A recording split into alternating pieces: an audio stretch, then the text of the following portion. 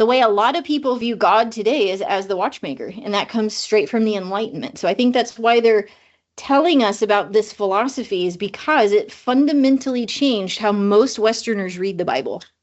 So we're back in Misreading Scripture with Western Eyes. You know, they talk a lot about this iceberg of culture, and they never give us an image, so I made one. Well, AI made one. On page 155, if worldview is an iceberg, then we are deep underwater now.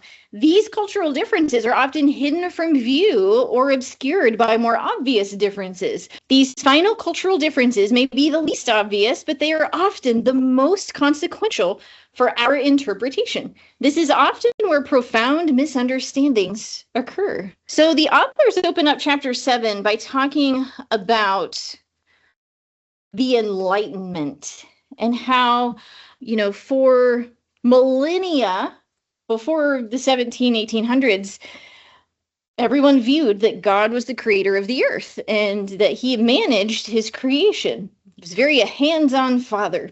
At the bottom of 158, the Western understanding of this relationship between creator and creation was among the first casualties of the Enlightenment.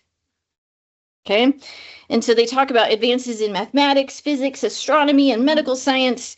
Western intellectuals learned more about the fixed rules or laws by which the universe operates. The Enlightenment brought about a tremendous change in the way that Westerners thought about themselves and the world around them. And so, again, before the Enlightenment, if people wanted to know the truth, they looked to the Bible or church. After the Enlightenment, they looked towards science and human reason.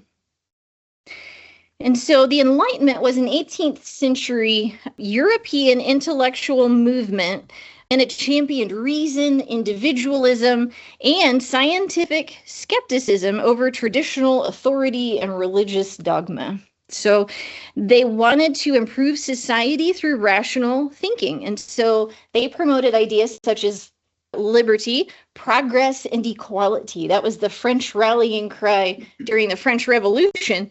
And that started this cascade of thought that included some pretty famous thinkers. You've probably heard of René Descartes, Voltaire, Jean-Jacques Rousseau.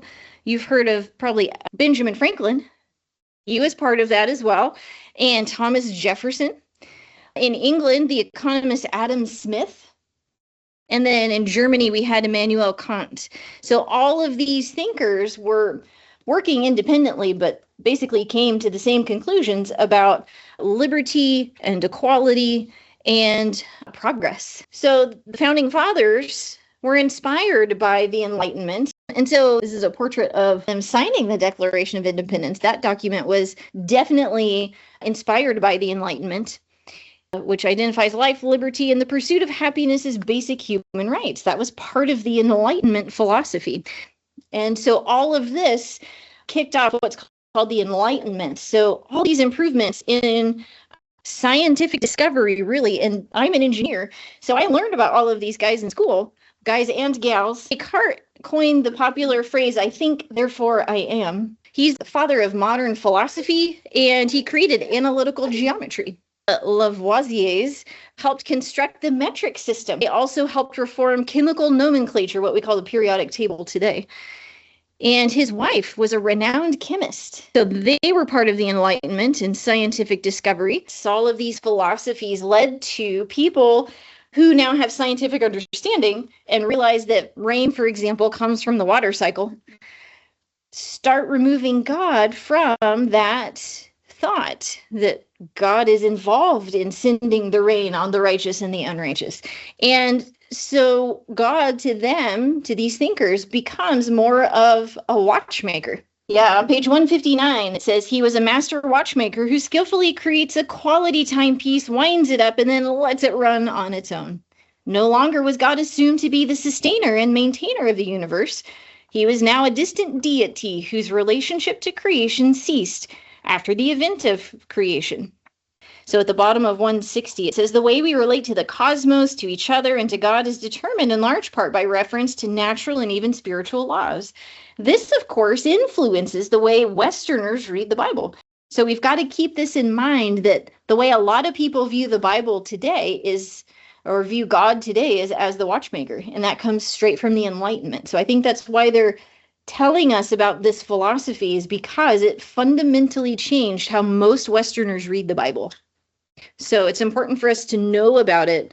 And I don't know if you guys have seen Thomas Jefferson's Bible in the Smithsonian.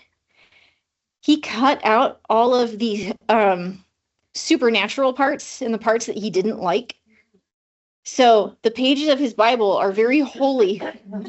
Now, I noticed the authors on page 171, they say, we want to be very clear here. Your authors are not opposed to scientific inquiry or discovery. We like science. I think we all like science. We have lots of modern amenities thanks to scientific advancement.